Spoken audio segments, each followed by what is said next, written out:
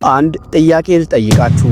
አንድ ሰው ታላቅ የእግዚአብሔር ጸጋ ያለው አንበሳን በእጁ የሚገነጥል ኃይል ተሰጥቶት ጠላቶቹ በፊቱ እንደ ገለባ የሚረግፉለት ሆኖ ሳለ እንዴት መጨረሻው አይኑ ጠፍቶ በጠላቶቹ መሳቂያ ሆኖ እንደ ከብት ወፍጮ እያዞረ ሊያልቅ ይችላል? ይህ የታሪክ አጋጣሚ አይደለም። ይህ የኔና ያንተ የኔና ያንቺ የሁላችንም የነፍስ ውጊያ ውጤት ነው። ብዙዎቻችን ዛሬ የጸጋ ጸጉራችን ተላጭቶ የነፍሳችን አይን ጠፍቶ በሱስና በኃጢአት ግዞት ቤት ውስጥ ወፍጮ እያዞርን ይሆን? ዛሬ ስለ ሶምሶን ጡንቻ ሳይሆን ስለኛ መውደቅና መነሳት በጥልቀት እንነጋገራለን። የቪዲዮ ሕይወትን ወደ ኋላ ተመልክተ እንድታስተካከል የሚያደርግ መንፈሳዊ ጥሪ ነው። እስከ መጨረሻው አብረኸኝ ቆይ፣ ምክንያቱም የሶምሶን ታሪክ ያንተም ታሪክ ነውና። ኖላዊ ነሄር መድኃኔ ዓለም። በስመ አብ ወወልድ ወመንፈስ ቅዱስ አሃዱ አምላክ አሜን። ክቡራትና ክቡራን የኖላዊ ቲቪ ተከታታዮች ዛሬ በአዳራሽ ውስጥ ሳይሆን በነፍሳችን አደባባይ ቆመን ከታላቁ መጽሐፍ ቅዱሳዊ ጀግና ከሶምሶን ሕይወት የምንማረውን ለዘመኑ ወጣት እጅግ አስፈላጊ የሆነውን መንፈሳዊ ስንቅ እንካፈላለን። የሶምሶን ታሪክ የጡንቻ ብቻ ሳይሆን የነፍስ ታሪክ ነው። ሶምሶን ገና ሳይወለድ በመልአክ የተበሰረ እናቱ በመካንነቷ እግዚአብሔርን ስትማጸን የሰጣት ናዝራዊ ተብሎ ለእግዚአብሔር የተለየ ልጅ ነበር። ናዝራዊ ማለት የተለየ ማለት ነው። ዛሬ ማንተ ወጣት አንቺም እህቴ በጥምቀት ማፀን ከዋና ከመንፈስ ስትወለዱ በቅዱስ ሜሮን ስትታተሙ የተለያችሁ ናችኋል። ሶምሶን ኃይሉ ያለው በፀጉሩ ላይ ነበር። ያ ፀጉር የእግዚአብሔር ቃል ኪዳን ምልክት ነው። እዚህ ጋር ላፍታ ቆም ብለን እናስብ። የእግዚአብሔር ስጦታ ሁሌም ምልክት አለው። ለሶምሶን ፀጉሩ እንደነበረው ሁሉ ለኛም የክርስቲያን ስነ ምግባራችን፣ ንጽህናችንና ሃይማኖታችን የኃይላችን ምልክቶች ናቸው። ሶምሶን በሕይወቱ ያሳየን ትልቁ ስኬት ኃይሉ ከራሱ ሳይሆን ከፈጣሪው መሆኑን የተረዳበት ቅጽበት ነው። የእግዚአብሔር መንፈስ በእርሱ ላይ ሲወርድ አንበሳን እንደ ጠቦት ይገነጥል ነበር። ሺህ ፍልስጤማውያንን በአህያ መንጋጋ ያሸንፍ ነበር። ይህም የሚያሳየን አንድ ክርስቲያን ከእግዚአብሔር ጋር ሲሆን የማይቻለውን መቻል እንደሚችል ነው። ነገር ግን ወዳጆቼ የዚህ ኃያል ሰው ውድቀት የሚጀምረው ከውጭ ሳይሆን ከውስጥ ነው። ሶምሶን ከጠላቶቹ ጋር ፊት ለፊት ሲጋጠም አሸናፊ ነበር። ነገር ግን ከገዛ ስሜቱ ጋር ሲጋጠም ተሸነፈ። ብዙ ጊዜ እኛም ትልቁ ጠላታችን ዲያብሎስ ሳይሆን የገዛ ራሳችን ስሜትና ያልገራነው ፍላጎታችን ነው። ሶምሶን ደሊላን ወደደ። ደሊላ ማለት በትርጉሙ ተላላ ወይም አዳካሚ ማለት ነው። ደሊላን እንደ አንድ ሴት ብቻ አትዋት። ደሊላ ማለት በዘመናችን ለነፍሳችን ደህንነት ግድ የሌለው ጓደኛ ነው። ደሊላ ማለት ማንነታችንን የሚሰርቅ ሱስ ነው። ደሊላ ማለት እግዚአብሔርን እንድንረሳ የሚያደርገን የዚህ ዓለም ከንቱ ዝና ነው። ሶምሶን ደሊላ ልታጠፋው እየሞከረች እንደሆነ እያወቀ ለ3 ጊዜያት ያህል ኃይሉ የት እንዳለ ስትጠይቀውና ጠላቶቹን ስታመጣበት እያየ በዚያው ቦታ መቆየቱን መረጠ። ይህ የኃጢአት መደለያ ይባላል። መጽሐፍ ቅዱስ ለነፍሱ እስከ ሞት ድረስ ጨነቀችው ይላል። ኃጢአት መጀመሪያ አካባቢ ነፃነት የምትሰጥ ትመስላለች፣ በኋላ ግን እስር ቤት ትሆናለች። ሶምሶን ደሊላን ትቶ መሄድ ይችል ነበር፣ ነገር ግን ስሜቱ አሰረው። ዛሬም ብዙ ወጣቶች የጓደኛዬ ወደ ኃጢአት እየመራኝ እንደሆነ አውቃለሁ፣ ግን ልለየው አልቻልኩም ይላሉ። ኢየሱስ እየገደለኝ እንደሆነ አውቃለሁ፣ ግን አቅም አጣው ይላሉ። ሶምሶን አቅም ያጣው ኃይሉ ስላለቀ ሳይሆን ልቡን ለደሊላ ስለሰጠ ነው። ልብን ለዓለም ከሰጠ ጉልበት ይዝላል። በስተመጨረሻ ሶምሶን ምስጢሩን ነገራት። ናዝራዊነቱ የሚገለጥበትን ፀጉሩን አሳልፎ ሰጠ።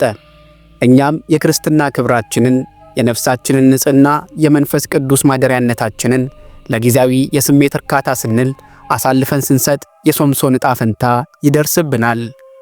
ሶምሶን ከእንቅልፉ ሲነቃ ወጥቼ እንደ ቀድሞው እወዛወዛለሁ አለ። ነገር ግን እግዚአብሔር ከእርሱ መለየቱን አላወቀም ነበር። ይህ እንዴት የሚያስደነግጥ ቃል ነው!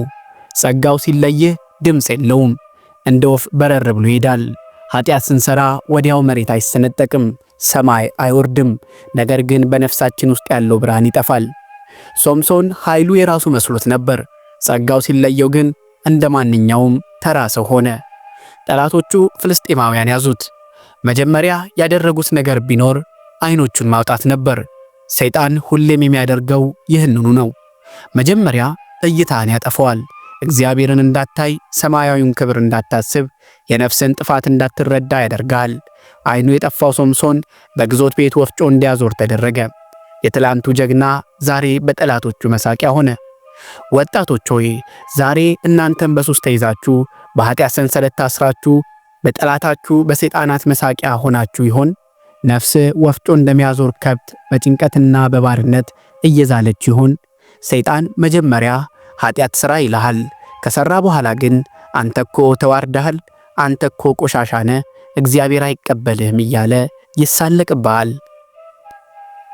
ነገር ግን የሶምሶን ታሪክ እዚህ ላይ አያበቃም።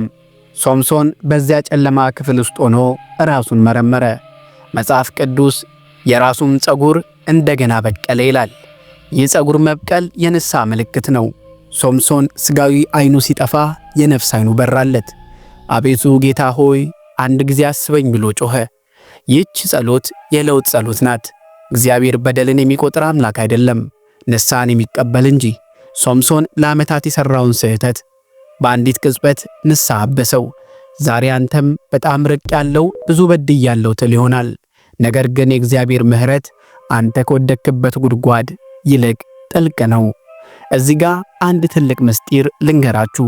ሶምሶን ፀጉሩ የበቀለው በግዞት ቤት ውስጥ ሆኖ ነው። አንዳንድ ጊዜ እግዚአብሔር ውድቀትን የሚፈቅደው ተመልሰን እንድንጸና ነው። ያሳለፍከው መከራ፣ የደረሰብህ ውርደት፣ የገባህበት ሱስ ፀጉርህ እንዲበቅል ወይም ጸጋ እንዲታደስ ምክንያት ሊሆን ይችላል። ሶምሶን በመጨረሻው ሰዓት ቤተ መቅደሱን ደገፈው። የነበሩትን ሁለት ምሰሶች ያዘ። እነዚህ ምሰሶች በዘመናችን ሃይማኖትና ምግባር ናቸው። በእነዚህ ከጸናን ማንኛውም የጠላት ምሽግ ይፈርሳል። ሶምሶን በሞቱ ጊዜ የገደላቸው ጠላቶች በሕይወት ሳለ ከገደላቸው ይበልጡ ነበር። ይህ ማለት በንስሐ የተመለሰ ሰው ከቀድሞ ይልቅ ብርቱ ይሆናል ማለት ነው። ወዳጆቼ ዛሬ እያንዳንዳችን ራሳችንን እንጠይቅ። በሕይወታችን ውስጥ ያለው ደሊላ ምንድን ነው? የጸሎት ሕይወታችንን ያስላጨው ምንድን ነው? ቅዳሴ እንዳንሄድ፣ ንስሐ እንዳንገባ፣ ከእግዚአብሔር ጋር እንዳንገናኝ ዓይናችንን ያሳወረው የትኛው ዓለማዊ ደስታ ነው? ሶምሶን ምስጢሩን ለደሊላ አሳልፎ ሰጠ። እኛ ግን ምስጢራችንን ለክርስቶስ እንስጥ። ድካማችንን ለንስሐ አባታችን እንንገራቸው። ኃጢአት በምስጢር ስትይዛት ትበረታባለች፣ ለንስሐ አባት ስትነግራት ግን ትሞታለች። የሶምሶን ታሪክ የጀግንነት ብቻ ሳይሆን የጥንቃቄ ታሪክ ነው። እግዚአብሔር ለሁላችንም የተለየ ጸጋ ሰጥቶናል። ያንን ጸጋ በኃጢአት ምላጭ እንዳይላጭ እንጠብቅ። ከወደቅን ደግሞ እንደ ሶምሶን አቤቱ አስበኝ ብለን እንጩ። እግዚአብሔር ሩቅ አይደለም፣ ንስሐን ይቀበላል። ዛሬ ይህን ትምህርት ስትሰሙ በሕይወታችሁ ያለውን ደሊላ ለይታችሁ እንድታውቁና እንድትሸሹ አደራ እላለሁ። ዓይናችን ሳይጠፋ ጉልበታችን ሳይዝል በወጣትነታችን ጊዜ ፈጣሪያችንን እናስበው። የዓለም ሳቅ ለጥቂት ጊዜ ነው፣ የፈጣሪ ሰላም ግን ለዘላለም ነው። ሶምሶን በመጨረሻው ድል አድርጎ እንዳረፈ እኛም ከውስጥ ካለው ስሜታችንና ከውጭ ካለው የዓለም ፈተና ድል አድርገን በመጨረሻው ሰዓት ሃይማኖቴን ጠብቄያለሁ፣ ሩጫዬን ጨርሻለሁ የምንል ያድርገን። የቅዱሳን አምላክ እግዚአብሔር በቸርነቱ ይጠብቃችሁ። ውድ የቤተ ክርስቲያን ልጆች ዛሬ ስለ ሶምሶን ሕይወት የተነጋገርነው ነጥብ በልባችሁ ውስጥ አንድ ነገር እንደጫረ ተስፋ አደርጋለሁ።